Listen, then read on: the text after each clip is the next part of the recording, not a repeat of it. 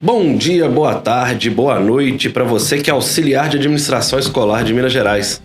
Estamos de volta para mais um SAENG Podcast, o informativo quinzenal do trabalhador e do educador. Eu sou Felipe Drummond e serei mais uma vez o responsável por conduzir essa conversa que tem como objetivo trazer informações e transparência sobre tudo o que acontece no nosso sindicato. E é claro, além disso, queremos tirar todas as dúvidas que vocês possuem. Então não se esqueça, curta, comente e compartilhe com seus colegas.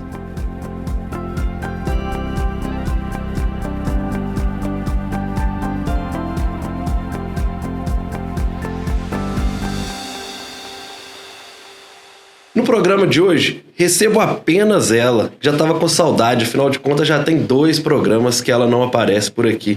Rogerlan Augusta de Moraes, nossa diretora do Departamento Jurídico. Como que você tá, Rogerlan? Tudo ótimo, graças a Deus. Também estava com saudade? Também estava com saudade de voltar. E hoje, acho que a gente vai fazer hoje um dos programas mais importantes até o momento, né? Estamos entrando no nosso 6º episódio do SAENG Podcast, mas hoje é um programa exclusivo sobre as negociações da nossa convenção coletiva, que está a todo vapor, né? A gente já teve 2 AGEs, reunião quase que semanalmente com o Sinep. E para a gente falar sobre isso, queria primeiro saber de você como é que foi a Assembleia Geral Extraordinária, né, a AGE, que foi realizada no dia 11 de maio, sábado da semana passada. Muito boa. Participação boa de pessoas presentes no sindicato. Ela foi híbrida, então o pessoal de casa também participou, com discussões, com dúvidas, com contribuições. Foi excelente, foi um bate-bola muito gostoso. E o que foi aprovado nessa AGE? Houve a aprovação total das propostas? Como é que foi a conversa e como é que foi a votação? Nós tivemos uma assembleia anterior que, das propostas apresentadas pela entidade patronal, que é o Sinep, foram aprovadas apenas o reajuste salarial. As demais cláusulas foi considerada extremamente prejudicial e então foram rechaçadas. Então voltamos à mesa de negociação com a entidade patronal e eles reformularam algumas propostas. O reajuste salarial foi mantido pelo sindicato patronal e ele já havia sido aprovado e nós ratificamos nessa assembleia. Então o reajuste para toda a categoria foi 3,4%, que corresponde ao INPC acumulado de 1º de abril de 2023 a 31 de março de 2024. A nossa pauta aprovada nas assembleias era de 6,97, que corresponde ao INPC, esse de 3,4, mais a média dos 3 últimos PIB nacionais. Nacional. Então, para as pessoas que ganham acima do primeiro piso, infelizmente nós não conseguimos ganho real. Manteve o 3,4% de reajuste. Nos pisos, nós conseguimos aplicar a proposta que foi levada para a entidade sindical, que é o 6,97%, como eu disse, corresponde ao INPC desse período, dos últimos 12 meses, mais o PIB, a média do PIB dos últimos 3 anos, 21, 22, 23. Corresponde a 6,97%. É um ganho real considerável, não é nem porque é um ganho real maravilhoso, é porque o PIB, o INPC ficou muito baixo. Nós sabemos que ele não corresponde à nossa realidade. Sim. Né? A inflação está muito maior que isso aí. Então, na hora que você fala que tem o INPC é 3,4 e nos pisos você consegue 6,97, é considerável. Mas, na prática, não vai fazer tanta diferença no poder de compra do trabalhador. Certo. Né? Não é nem porque ele está baixo, é porque o INPC não nos ajuda. A forma que ele é computado pelo governo, o que eles somam da cesta básica e entra combustível, uma série de coisas que impactam ou positivamente ou negativamente. Bom, então, os pisos o primeiro piso vai para R$ 1.471,50. Esse é o piso de contratação, quando o trabalhador chega na instituição de ensino. Quando ele completa um ano, ele passa para o segundo piso, que corresponde com esse reajuste, vai para R$ 1.537,33.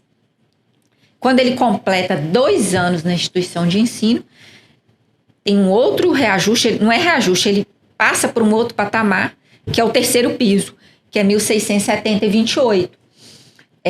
Então, as pessoas que estão entre esse primeiro e último piso, ao longo deste ano de 1º de abril de 2024 a 31 de março de 2025, vai ter que computar esse reajuste aqui à medida que eles forem contratados, completarem 1 ano ou completarem 2 anos. Mas isso ainda não ficou bom. Ainda que o reajuste tenha sido 6, a recomposição salarial tenha sido 6,97, o primeiro piso ficou baixo. Ele é R$ 1.471,50. E ele vai ficar abaixo do salário mínimo quando o governo, em janeiro de 2025, recompor o salário mínimo. A projeção é de que ele vá para R$ 1.502. E aí o nosso primeiro piso está R$ 1.471. O trabalhador vai ficar ganhando abaixo do salário mínimo? Não. Se não houvesse, eu vou falar aqui qual que é a recomposição que vai ocorrer. Se não houvesse essa recomposição, as entidades de ensino, ao contratar, devem aplicar o mínimo, se for contratar com o mínimo, porque isso aqui é o básico, não quer dizer que tem que contratar com esse piso. Pode começar ganhando 1.670, 2.000, 3.000, dependendo da função que a pessoa vai exercer, mas o mínimo é esse. E ele não pode ser a partir de 1º de janeiro de 2025, de 1.471, porque o mínimo deve ir para 1.502. E então, não se pode pagar abaixo menos do mínimo. Do mínimo, exatamente. Então, para resolver essa questão, nós propusemos, em cima desse piso, uma recomposição de 3%, para que ele, a partir de 1º de janeiro de 2025, para que ele não fique abaixo do salário mínimo e a pessoa que for contratada, a instituição de ensino for aplicar o piso, ela não vai aplicar menos que o mínimo ou o mínimo, salário mínimo vigente à época. Então, com esse reajuste de 3%, o salário vai para R$ 1.515,64. Certo. O mínimo vai para 1.502 e o primeiro piso, 1.500. É só na hora de contratar? Não. A pessoa que foi contratada agora em meados de 2024, chegou em janeiro, não completou 1 ano, automaticamente o reajuste dele o salário dele já vai para 1.515,64. Então, é isso que ficou aprovado, é isso que ficou combinado na mesa de negociação com a entidade patronal. E a gente entende que é muito bom para o trabalhador. A gente não tinha conseguido isso antes. Não é o melhor dos mundos, mas já é considerável esse ganho, né? Bom, isso é em relação à recomposição salarial. É só um adendo, assim, uma pergunta mesmo. Tudo isso que vem sendo negociado, a gente sempre fala 31 de abril, né? Isso, então, interfere que a pessoa hoje, que já tem a recomposição para chegar a esse salário mínimo, porque a mesma coisa aconteceu no ano passado, ela vai ter um retroativo. É isso? Quando fechar a negociação, isso. Quando assinar Exatamente. A nova CCT, ela vai ter direito a um retroativo. Isso. Vamos supor que todo mundo vai ter direito a retroativo, que já está contratado. A aprovação da recomposição salarial é retroativa a 1º de abril, não é 31. É 1º de abril, que é a nossa data base. Então, o que nós estamos negociando aqui se a depender da convenção coletiva, da data que ela for assinada, a proposta hoje, aprovada na reunião do dia 11 de maio e negociada com o patronal, é de que o mês de abril, aquelas instituições de ensino que não fizeram por algum motivo a antecipação, ela vai fazer essa diferença do salário de abril, ela vai pagar no salário de junho, que o trabalhador recebe até o 5º dia útil de julho. Assinando agora em maio, o salário de maio já é aplicado essa recomposição que a gente acertou. Então, vai depender da data da assinatura da convenção. E o que está travando? Pois é. Pra gente até avançar. Antes de travar, eu tenho que falar os outros pontos, né? Que foram aprovados, né? Certo. Bom, então, ultrapassada essa questão da recomposição salarial, tinha a questão das bolsas de estudos. As entidades, a entidade patronal, as instituições de ensino que fazem parte da mesa de negociação, fizeram uma proposta de alteração na Bolsa de Medicina, com o argumento de que Bolsa de Medicina é um curso caro, que nem deveria, a proposta deles era que nem deveria haver Bolsa de Estudo para a Medicina, mas que em havendo eles querem reduzir. Fizeram a proposta, nós chegamos, depois de muito vai lá e vem cá, nós chegamos ao seguinte acordo. A Bolsa de Medicina, ela vai ser limitada a 50%. Hoje, o trabalhador pode receber o benefício de 50% a 100%. Então, dependendo do número de alunos que a instituição informa e dependendo do número de pedidos. A gente tem 2% para distribuir para quem estuda e trabalha no próprio estabelecimento de ensino.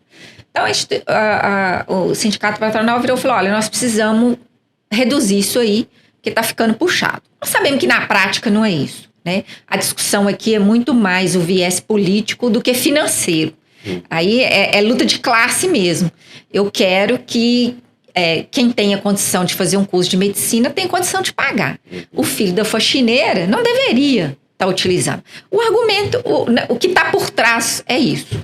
E as bolsas de estudos, ele é um benefício para ajudar a classe trabalhadora. O filho do auxiliar de administração escolar, que talvez não tenha tido condição de estudar, ao trabalhar numa instituição de ensino, às vezes ganhando o primeiro piso, ele se sujeita a isso, podendo trabalhar em outro segmento de trabalho, ganhando mais, ele se sujeita por causa do benefício da bolsa, porque tem os filhos dele que podem estar estudando, condição melhor. E todo mundo quer isso para o filho. E hoje é essencial a educação, uma formação profissional, né? Então, a gente entende que tem que ter para todo mundo. Mas, infelizmente, a correlação de força não nos favorece. E a proposta foi a seguinte, próprio estabelecimento, o benefício vai ser 50% apenas a cada 100 alunos. Então, se uma instituição de ensino informou que tem 900 alunos de medicina, ele vai ter que informar separadamente. Eu vou ter direito de distribuir 9 bolsas de 50%. Antes, eu poderia distribuir 9 bolsas de 50% a 100%. Entendi. Né? Eu poderia distribuir 18 bolsas de 100%. Porque é 2%, agora virou 1%, é a cada 100. Então, além de reduzir o número de pessoas de auxiliar de administração escolar a ser beneficiado, reduziu o benefício propriamente dito, que poderia ser no mínimo 50, podendo chegar a 100, ficou congelado, digamos assim, em 50%. Então, só aí você já tira muitas pessoas, você já desestimula em função de ter que pagar um curso de medicina que está aí 12 mil. Às vezes o trabalhador não vai ter condição de pagar 6. Então, é uma questão que foi muito debatida, muito criticada. Os trabalhadores foi rejeitada na primeira proposta e veio agora com um combo. Tem que aprovar tudo. A Assembleia deveria aprovar tudo. Não poderia mais discutir separadamente as propostas. Né? E o que pegou nessa aí? Porque na nossa discussão nós combinamos que as instituições de ensino vão informar o número de alunos de medicina separadamente para efeitos da distribuição da bolsa de estudo de medicina e não para os demais cursos. O número de medicina, ele volta para somar os 2% para distribuir bolsas para aquelas instituições de ensino que têm outros cursos, engenharia, direito, enfermagem, psicologia, pedagogia. E eles, na hora de fazer a redação, nós conversamos, mas na hora de redigir, eles colocaram lá, exceto na bolsa, no caput da cláusula que regulamenta o percentual a ser distribuído, eles falaram, exceto o número de alunos de medicina. Quando ele coloca isso, ele tira o número de alunos de medicina para contar os demais cursos. Então, o problema deles era o curso de medicina. Na redação, eles estão diminuindo percentual e bolsa indiretamente na redação, mas na prática, reduzindo percentual podendo reduzir percentual de distribuição do benefício e do número de pessoas atendidas. Porque parte dos alunos de medicina, os alunos de medicina não contam. Essa proposta, inclusive, na redação, na conversação nossa lá nas negociações, eles ainda falaram, olha, isso vai acontecer a partir do segundo semestre de 2024. Então, quem pedir bolsa pela primeira vez a partir de agosto de 2024. Quem já está cursando o curso de medicina considera a regra da conversão. Tem essa exceção lá. Só que mesmo esses ficam prejudicados porque na hora de contar o número de alunos para distribuir os 2%, eu tiro, por exemplo, 900 alunos no universo de uma escola que tem 1.900. Né? Então, eu vou ter 2 bolsas de 100% para distribuir para os outros cursos todinho. Então, isso nós não aceitamos.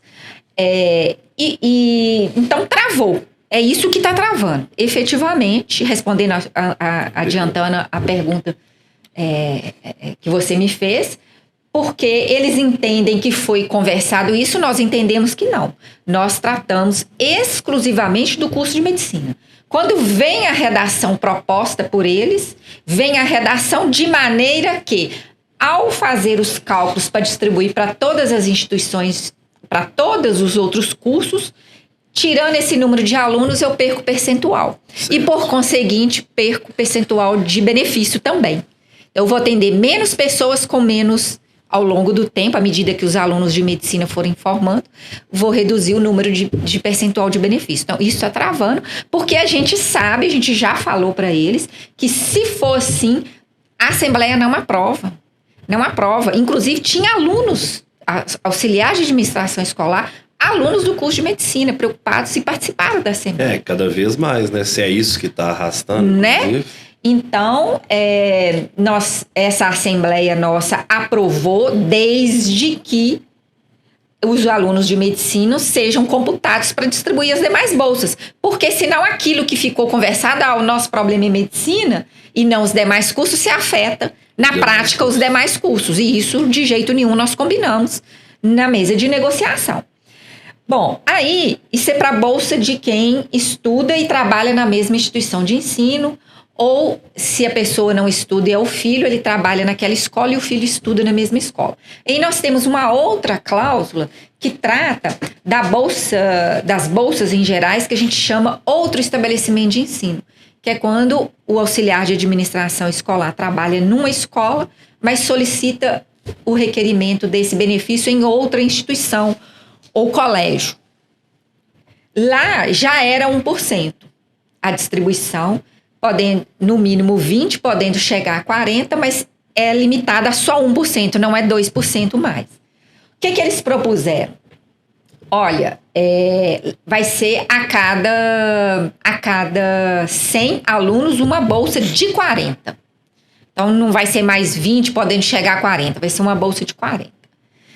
E a mesma redação que exclui o curso de medicina veio para essa. Então, no outro estabelecimento, eu já tenho um percentual reduzido para distribuir, que é 1% só do total de alunos.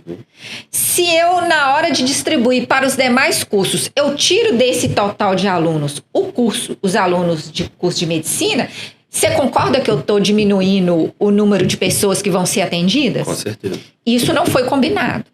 A mesma lógica dos 900, 1%, você ia tirar esses 900 da conta. E a lógica é a mesma. Então, a tese deles é que o curso de medicina dá problema. Então, se o curso de medicina dá problema e a categoria já entendeu que vai fazer uma concessão, é para o curso de medicina, eu não posso atingir os demais. E na prática é o que está acontecendo. Então, o mesmo raciocínio vale, e nós também já colocamos, teve uma reunião já depois dessa assembleia que aconteceu no dia 11, nós colocamos isso para... Foi no dia 14 de maio, né? Isso. Nós colocamos essa explicação para a entidade patronal. Falamos, olha, isso não adianta, nós não vamos conseguir passar. Porque a de medicina já desceu apertada. Desceu goela abaixo, como diz no popular no interior, e foi por pouco. Então, se a gente quer uma convenção coletiva, a gente tem que atender os dois lados. E a conversa deles é mexer, reduzir percentual no de medicina e não nos demais. Então, a redação tem que retratar isso para a hora da distribuição não haver prejuízo para os demais. Nós já colocamos isso para eles. Teve uma outra cláusula, essa é uma cláusula importante, foi um ganho que foi negociado na mesa, foi discutido na Assembleia e foi bem recebida, que é a inclusão das faltas abonadas para o auxiliar de administração escolar acompanhar o pai ou a mãe, que tem mais de 60 anos. Hoje, a convenção coletiva fala que nós temos 16 horas durante o ano que podem ser utilizadas para acompanhar filhos que tenham até 16 anos de idade, numa consulta médica, num exame médico, o que for. E aí nós incluímos nesse grupo os idosos, considerados a partir de 60 anos, pai e mãe. Então, a gente sabe que tem muitos... a família hoje, as pessoas estão vivendo mais tempo, né? Isso é bom. E em determinadas circunstâncias, mesmo que a pessoa que tem mais de 60 anos, ele tenha... esteja em boas condições físicas e consiga ir ao médico sozinho, que isso é a regra geral, mas em determinado momento, se ele teve alguma doença que o debilitou, ele precisa de ter acompanhamento, né? E aí quem vai acompanhar normalmente é um dos filhos. Então, isso já vai ajudar a bater nas faltas. Essa cláusula também foi muito bem recebida. E é isso. Basicamente, a Assembleia aprovou isso em relação à convenção coletiva, aos pedidos, a pauta que a gente apresentou e a pauta que veio de lá modificada. E nessa reunião do dia 14 de maio, também aconteceu uma conversa sobre a contribuição assistencial, né? O que a gente pode falar sobre esse assunto? A contribuição assistencial é uma contribuição que é para ajudar na sustentação da entidade sindical.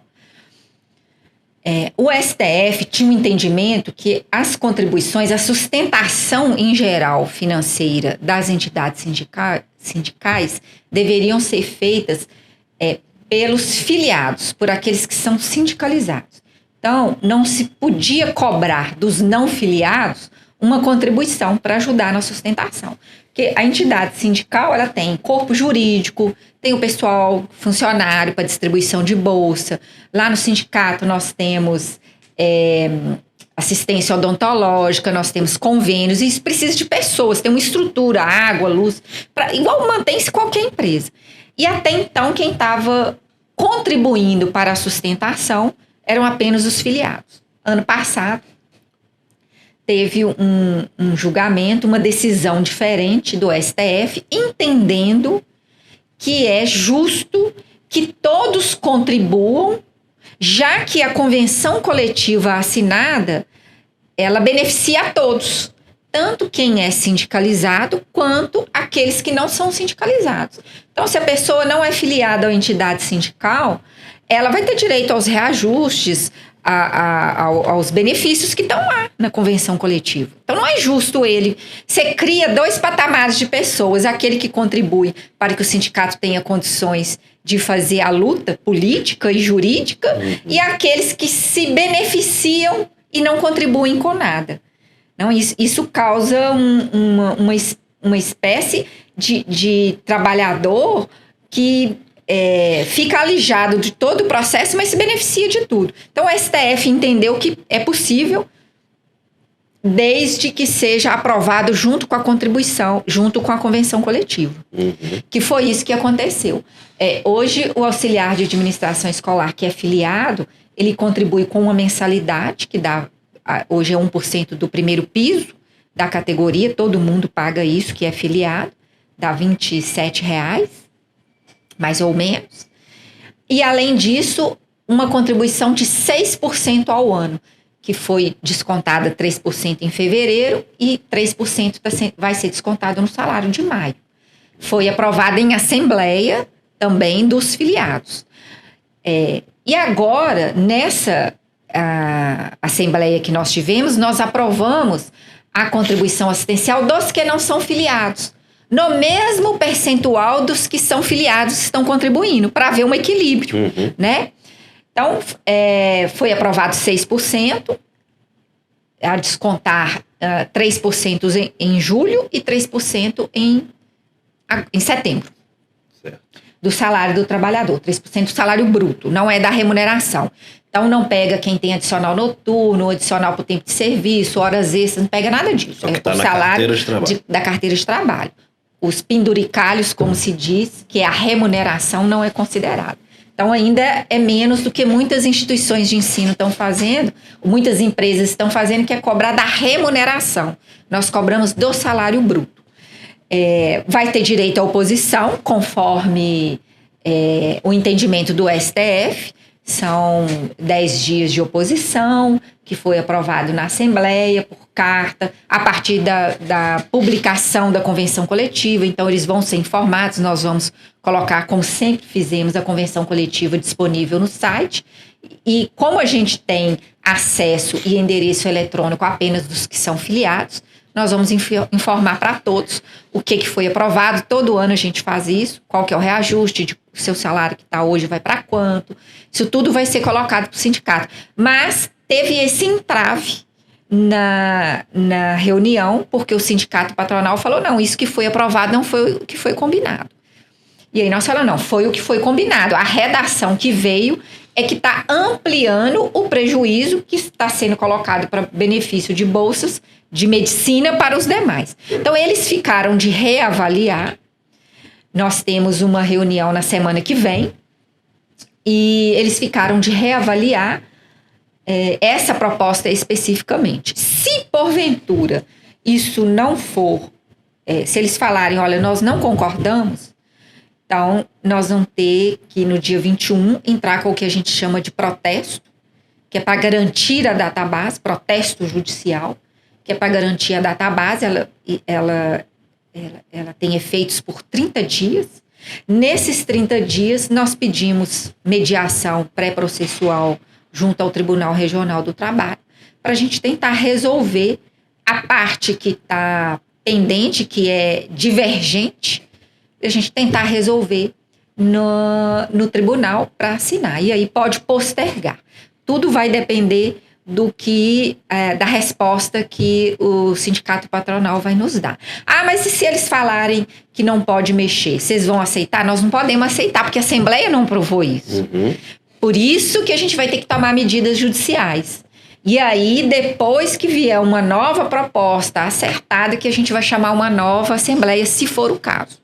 Mas a gente está confiante de que eles vão entender que, de fato, a discussão toda na mesa foi correspondente aos cursos de medicina. E quando você coloca uma redação, e aí está no papel, está escrito, ela vale para o sindicato dos auxiliares de administração escolar e vale também para os terceiros.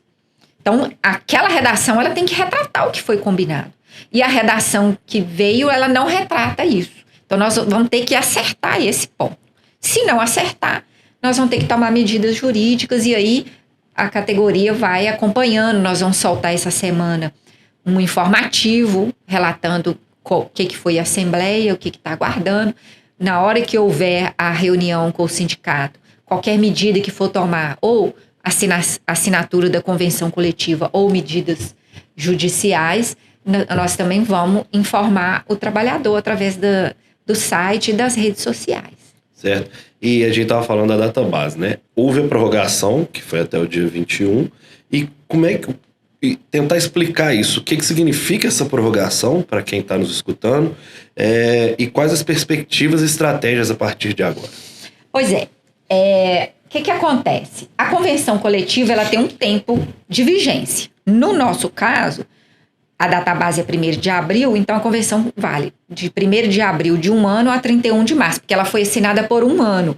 Pode assinar por 2 anos, não tem problema. Houve períodos no passado em que nós assinamos convenção por 2 anos. Não é o caso dessa.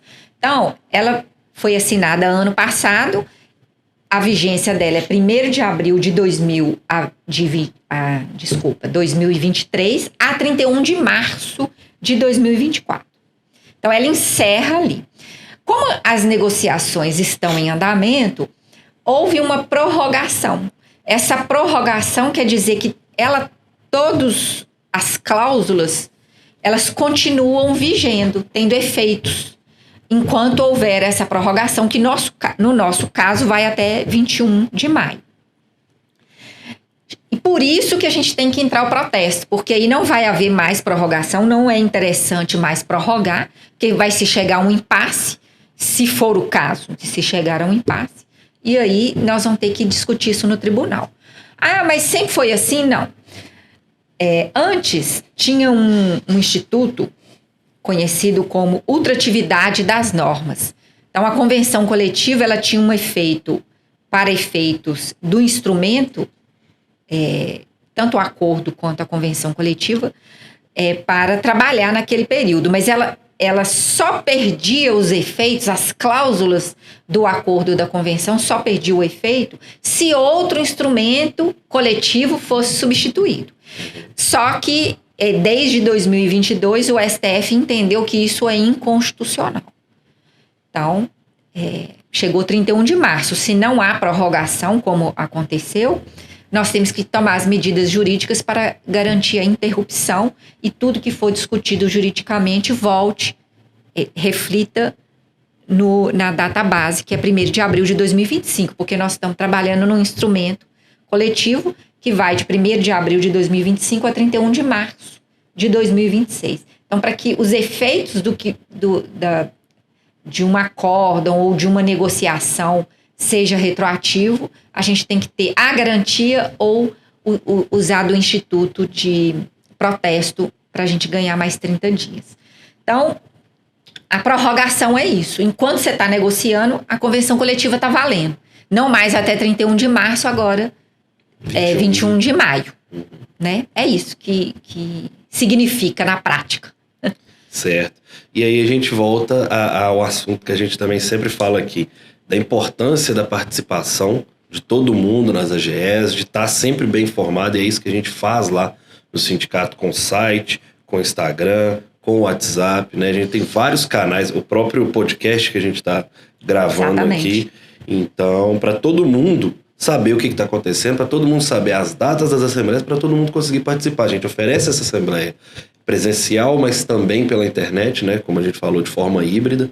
Então, não tem motivo para os trabalhadores ficarem de fora, né, Rogerlan? E aí também, quando necessário, né, a gente vai fazer chamadas, a gente tem que fazer a publicação em jornais para ela ser válida. Então, assim, é uma série de burocracias que a gente segue para chegar lá no sábado, que normalmente acontece nas nossas assembleias, e você apenas ter que disponibilizar o seu tempo para estar presente, para poder votar numa coisa que vai impactar diretamente na sua vida, na sua profissão.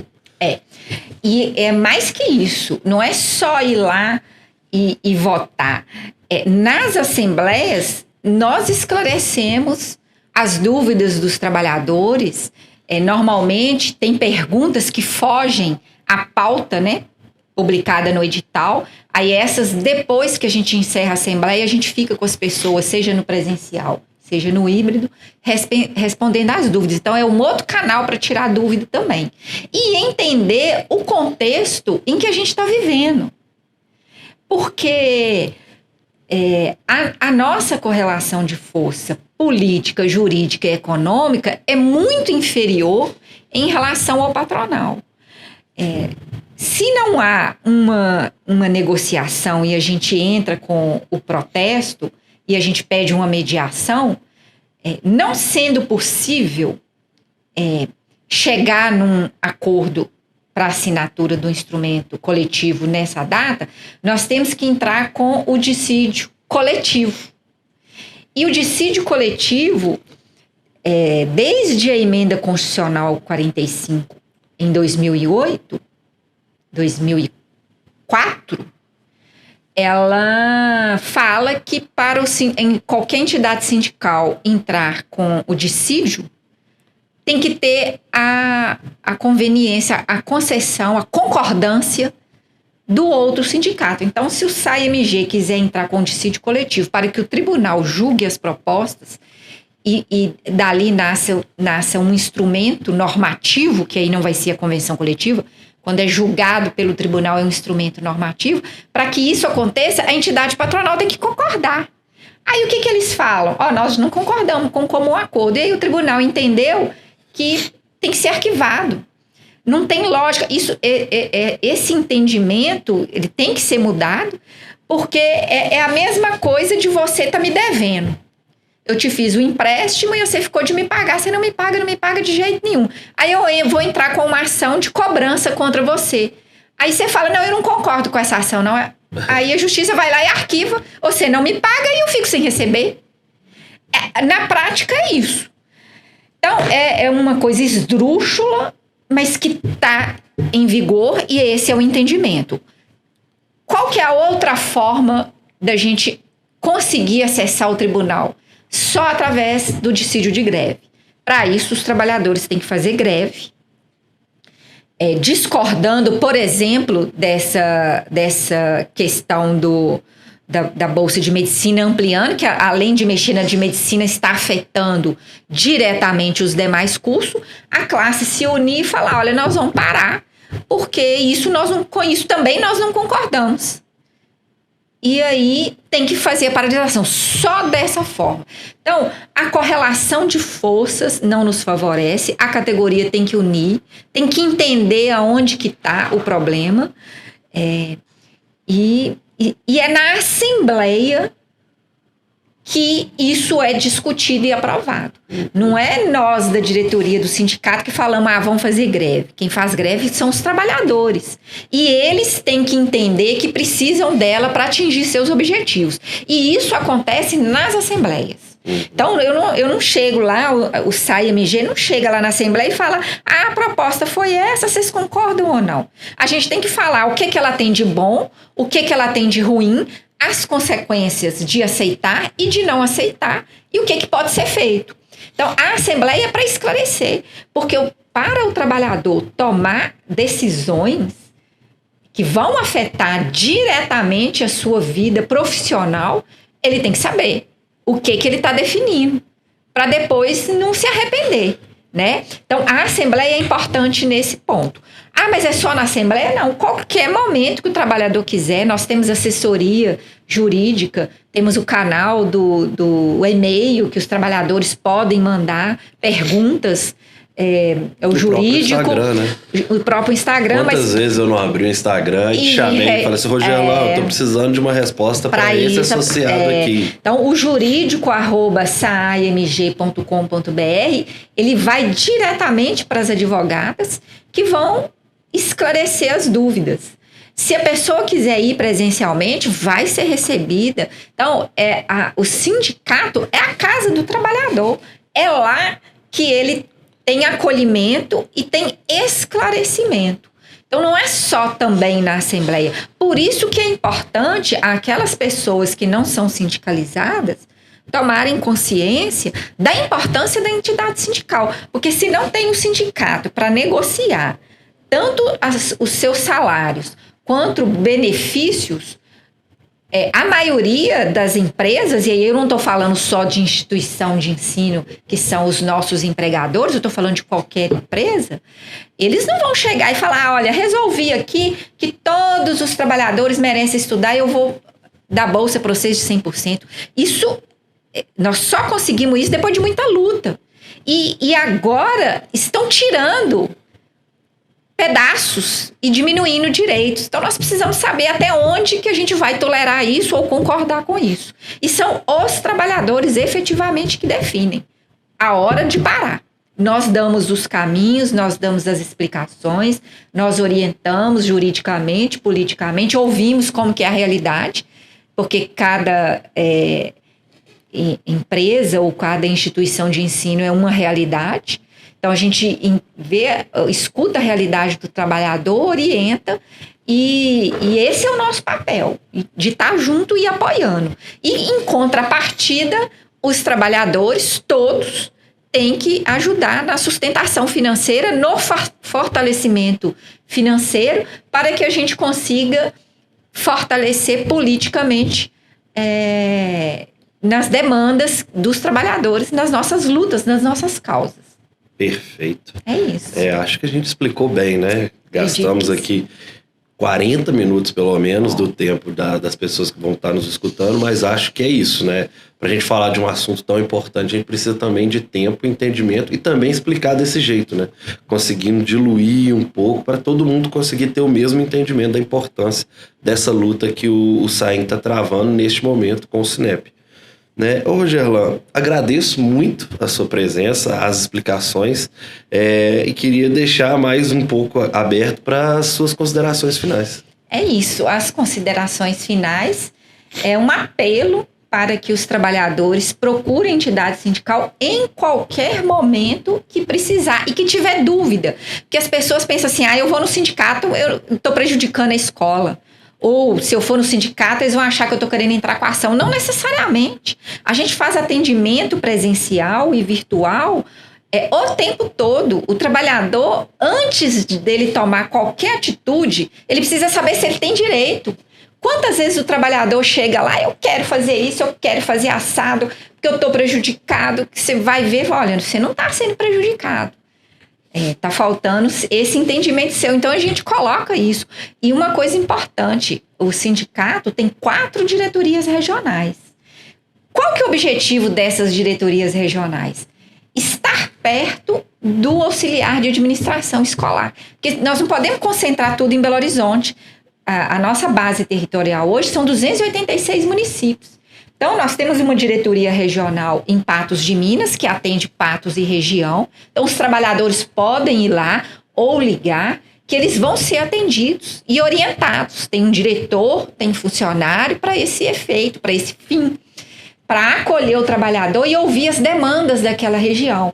Temos uma outra diretoria regional, que é em Divinópolis e região, uma região grande, com muitas instituições de ensino, com esse objetivo. Tem uma outra diretoria regional em 7 Lagoas, todas têm diretor e funcionário para atender. Então, lá tem distribuição de bolsa, lá tem homologação, lá tem um atendimento primeiro, antes de chegar no departamento jurídico.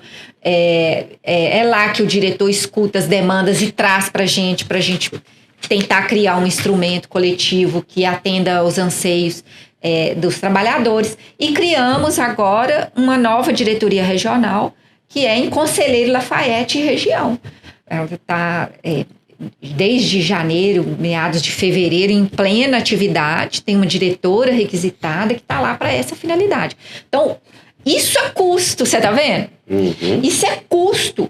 E qualquer um que for lá, mesmo aquele que não é filiado e que até hoje não contribuiu, ele vai ser recebido, atendido e orientado da mesma forma que aquele que já vem contribuindo ao longo dos anos. Então, a contribuição, ela é para todos, porque todos se beneficiam, além do instrumento normativo, do atendimento jurídico, do atendimento do diretor, de um benefício que é colocado naquela região.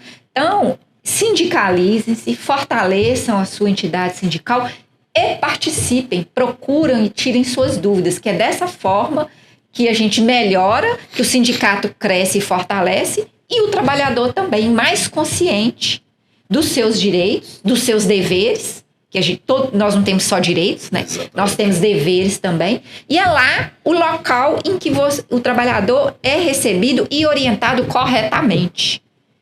Né? Nós não estamos lá para puxar saco de trabalhador para falar que ele só tem direitos. Não, ele tem deveres também.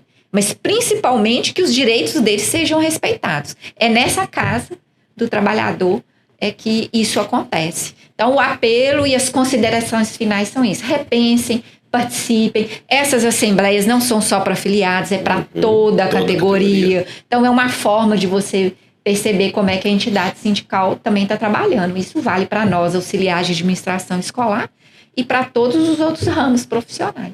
Perfeito. Então é isso. Eu agradeço a todos os nossos ouvintes que nos acompanham aqui quinzenalmente, né? De 15 em 15 dias estamos gravando esse podcast exatamente para isso, para tirar suas dúvidas, para trazer transparência em tudo que acontece lá dentro do nosso sindicato.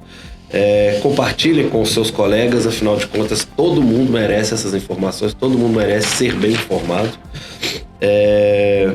Me despeço de todos vocês, eu, Felipe Drummond, SAENG Podcast, o podcast do trabalhador, o podcast do educador.